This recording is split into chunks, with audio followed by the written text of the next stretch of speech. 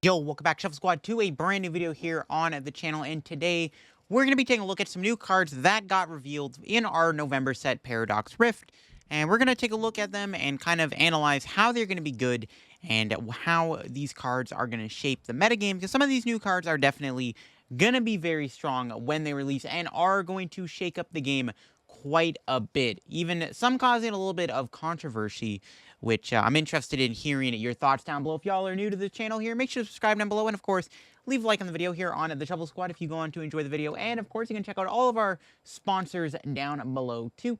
And let's take a look at some of these new cards. So, first off, we got Iron Hands EX. This is the big Pokemon that has gotten everybody pretty riled up right now. It's a very strong basic lightning attacker, and it, of course, being a lightning Pokemon does mean it does work with Electric Generator, and it's got the attack Strength Amplifier, which for 4 energy does 120 damage, and if your opponent's active Pokemon is knocked out by damage from its attack, you get to take an additional prize card. So, if you knock something out with Iron Hands, you can take potentially 2 prizes on a basic. So if you're using Iron Hands against something like a Comfey, a Sableye, a Curlia, a Ralts, a Charmander, you're taking 2 prizes, which is pretty good. Taking 2 prizes for a knockout is really, really powerful and is what makes Iron Hands so good.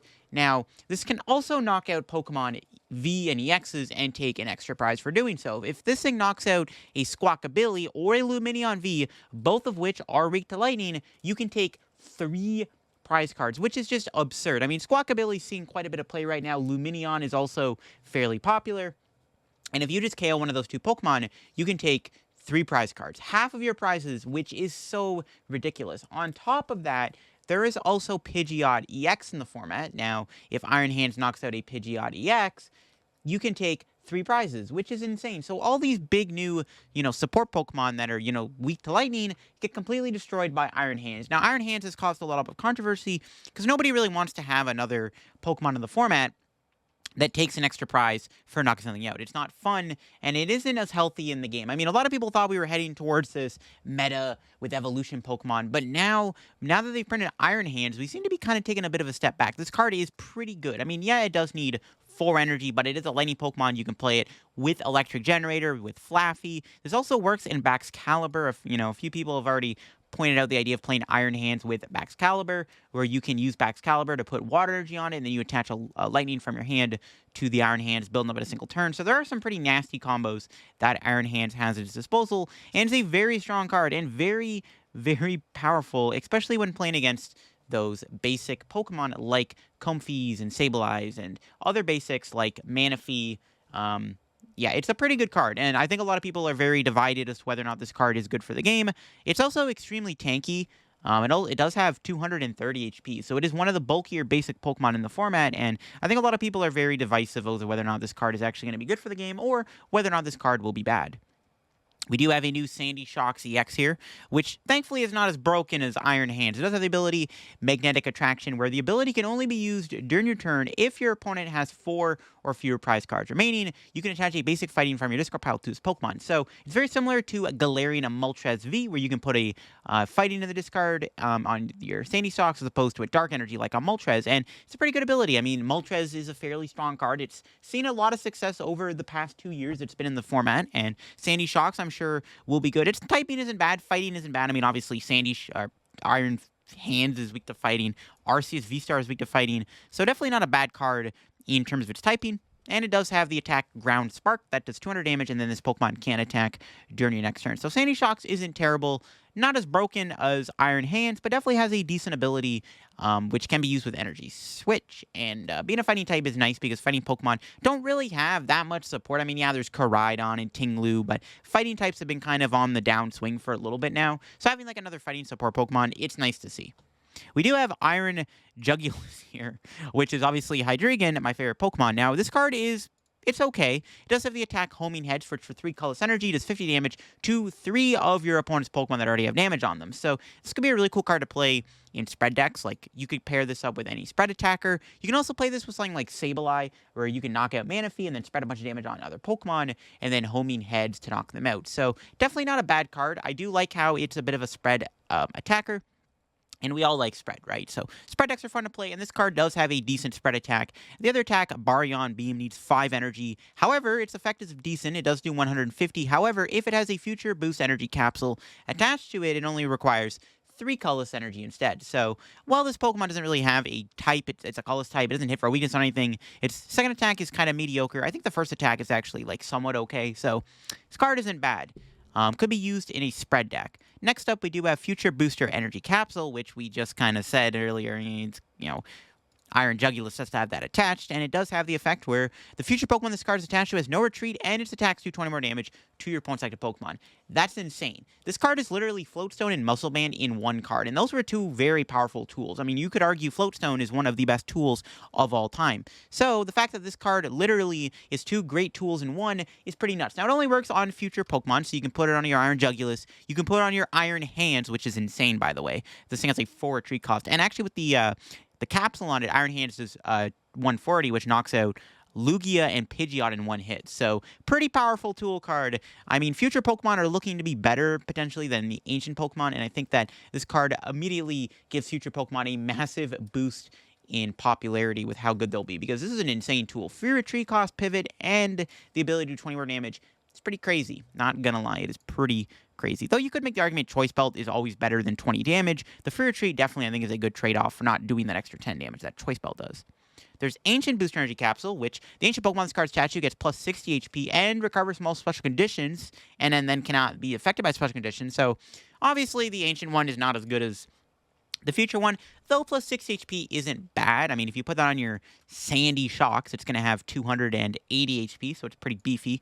Though there is already Bravery Charm in the meta, and with Lost Vacuum in the format, you could hit the Pokemon and then Lost Vacuum this tool off and then knock them out because they have under the amount of HP that they got from the plus 60. So, I don't know, you put on your Sandy Shocks, you do 240 to Sandy Shocks, and you Lost Vacuum it, and then it gets knocked out. Yeah, it's an okay card, not great, but the plus 6 HP is nice, though it is going to be held back ultimately by Lost Vacuum.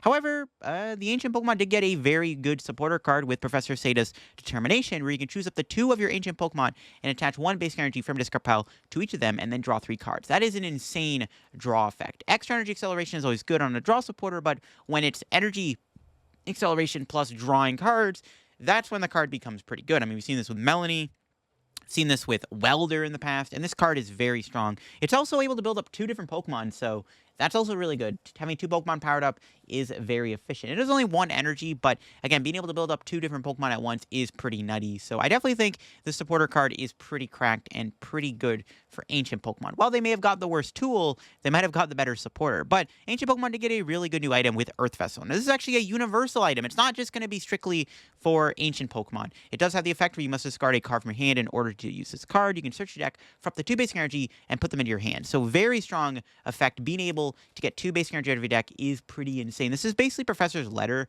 but technically nerfed, though I don't even know if it's nerfed, because sometimes discarding a card from your hand can be good, like Battle VIPs and stuff, and like other filler cards. So this card is great. This card could be very good within Baxcalibur decks, because in the Iron Hand Baxcalibur deck, you could play Earth Vessel to get the energy out of your deck to attack with Iron Hand. So definitely a very strong card. One of the better cards actually revealed so far. And it is universal. This can be played in any deck. So keep that in mind. I mean, this could be good in any deck. Being able to get 2 energy out of your deck at the cost of discarding a card from your hand is fine. I mean, this is basically Quick Ball, but with Professor's Letter in one. So really cool card. Definitely one of the stronger cards revealed.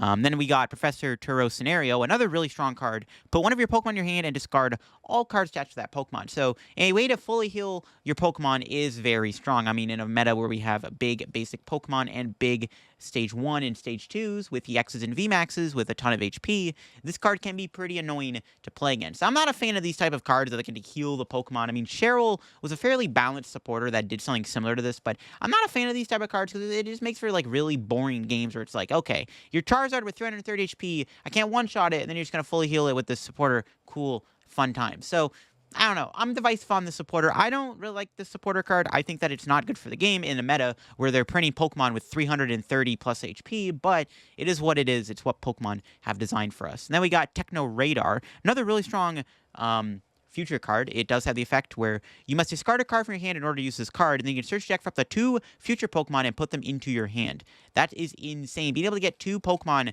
out of your deck for the cost of one card is pretty bananas. Future Pokemon really got the high end of the good cards. I mean, being able to get 2 Pokemon is just insane, obviously, because Ultra Ball is really good, but only gets 1 Pokemon. Now, yes, this is limited to future Pokemon, so it is balanced, but if you're playing a deck with mostly future Pokemon, which I'm sure once the full set is revealed, we're going to see more of, more ways for that to happen, this card will be pretty darn busted. We have Mela here.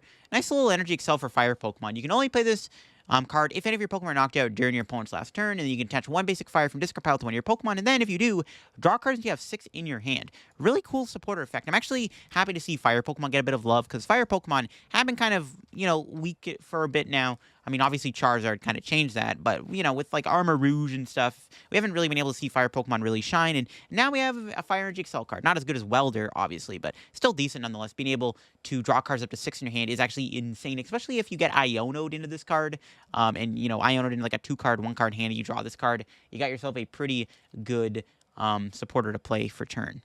Then, of course, we got Tulip here, which works for Psychic Pokemon. Put up the 4 in any combination of Psychic Pokemon and Basic Energy, in your discard pile into your hand. So kind of like playing Clara, where you go 2 Pokemon, 2 energy. So it's okay. Psychic Pokemon, they didn't really need a new upgrade, to be honest. But this card I don't think is like that good. I don't know if Gardevoir is going to play Tulip. I think obviously Super Rod is just going to be a lot better, because if you want to play Tulip and Gardevoir, just play Clara. They're 2 basically the same cards, right? So I don't know. Tulip's okay. Nothing too crazy. I do like Mela, though. Again, Fire, Energy, Acceleration. Support is nice to see.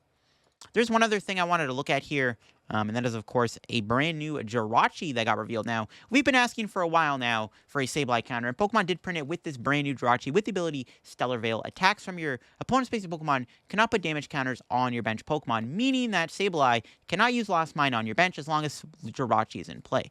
So Jirachi is really good. Obviously, it's really good to see a Sableye counter, because people can agree Sableye is one of the worst things to happen to this game in a long time, and Jirachi can counter it. Now, it's not the greatest answer to Lost Box, because if you play Jirachi down, you do also have to play Manaphy, so that you can't get Radiant Greninja, because it'll just Greninja your Jirachi. So you do have to play Manaphy down alongside Jirachi in order for this to work, and that does limit your bench. That means then you only have 3 other bench spots available to you, but it is nice to see. This will help single price decks out a lot. Just having the extra support of Jirachi and single price decks will go a long way. So I am happy that Pokemon printed this card, even if it's not going to be the be-all, end-all of Sableye. This is definitely a step in the right direction for game design, and I am happy they printed Jirachi. It's funny that they printed Jirachi, and then like a day later, we got revealed that like Iron Hands is coming out. Pretty funny stuff. There is another card, though, that has everybody up in roar, and that is going to be the new TM Devolution. Now, basically, its attack, it doesn't say it on Poke Beach, but its effect basically de-evolves 1 of each of your opponent's Pokemon. So, yeah, literally, it's the same thing as this, right? If your Pokemon's an evolved Pokemon, a player move the highest stage evolution from that and put it back into their hand. So, basically, this card is very good against the Evolving EX meta, which it's another card that I feel like was not a card that we needed right now. I don't know if the Devolution card was something that is very healthy for the game. De-evolving your opponent's Pokemon is definitely a very strong effect, and it was very good back in the day when Espeon EX did the exact same thing, but having this back in the meta, especially as we're starting to get back into a more evolution-focused format, I think this card is a bit of an issue for the game. And then this is another card that a lot of people are very upset about, because all these evolving EXs like Gardevoir, Charizard, Pidgeot, the list goes on. They're now going to be kind of gatekept by this Devolution card, because it only works for 1 energy, and it can go in any deck. It's not limited to a specific Pokemon. It can go on basics, evolutions. It's going to be very good. It's good in like Lost Zone decks. It can be good in spread decks. This card is very powerful, and arguably not very good for the game, as we all thought that the game was going to be slowing down with these evolutions, and then they printed a card that can de-evolve each of your opponent's Pokemon. So those are some of the new cards that got revealed. Let me know what you think of them down below. Again, I do think that Iron Hands and Devolution are definitely very controversial and could be bad for the game, but Jirachi is good for the game, and the new Future and Ancient cards that got revealed are pretty good again, especially when they combined Floatstone and Muscle Band in one card. That's pretty crazy. But that'll be for me on today's video here on the Shovel Squad. If you all enjoyed the video on these new card reveals, leave a like in the video. If you're new to the channel, make sure to subscribe down below once again. Check out all of our sponsors down below, and I will see you on another video. Bye-bye. The Shuffle Squad proudly uses Ultimate Guard products. We think that their Cortex and Katana sleeves are absolutely fantastic with to play in tournaments. And of course, they have a wide range of products that are simply fantastic. Whether you're looking for a new binder, playmat, or if you're looking for one of the Sidewinder deck boxes you might have seen one of us play with, be sure to check it out. They have their EU web shop, and it's available on Amazon elsewhere. Head on over to atlascollectibles.com and support the Shuffle Squad by buying some of their products. You could get a discount of 6% off of Pokemon TCG booster boxes, so you could grab from a large selection of sealed product, save 6%, or you could save 12% by using code TSS12 on all of their Pokemon TCG singles. Alice has a large selection and ships worldwide, so be sure to pick up your Pokemon products there. Use code TSS5 at ptcgostore.com to save 5% off your order of Pokemon TCG live codes. They have a great selection of codes available from all different sets at competitive rates. They get instantly emailed to you, so you can use them right away to get all the cards you need to build that next great deck creation. Again, use code TSS5 to save 5% off at ptcgostore.com.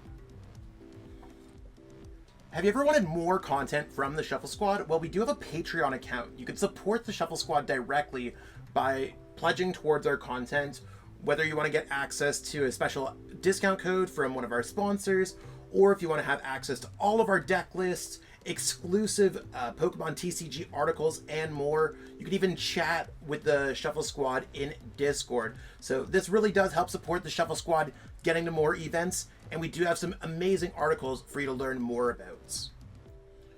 Be sure to sign up to play in the Shuffle Squad's late night events. They happen every single Tuesday night at 12 p.m. Eastern and 7 p.m. Eastern. We have one that's geared towards more of an EU time zone and an NA time zone, but anyone's welcome to play. There's an opportunity to win a trip to Japan for the World Championships, so by all means, feel free to participate in these events for free. You could check out any of the links that we have available in the description.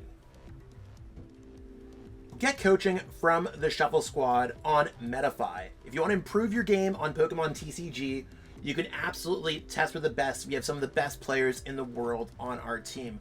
So whether you want to get coaching from Calvin or our current EUIC champion, Alex Szymanski, or anyone else that's available on Metafy from the Shuffle Squad, pick up some coaching today, become the best player you can be.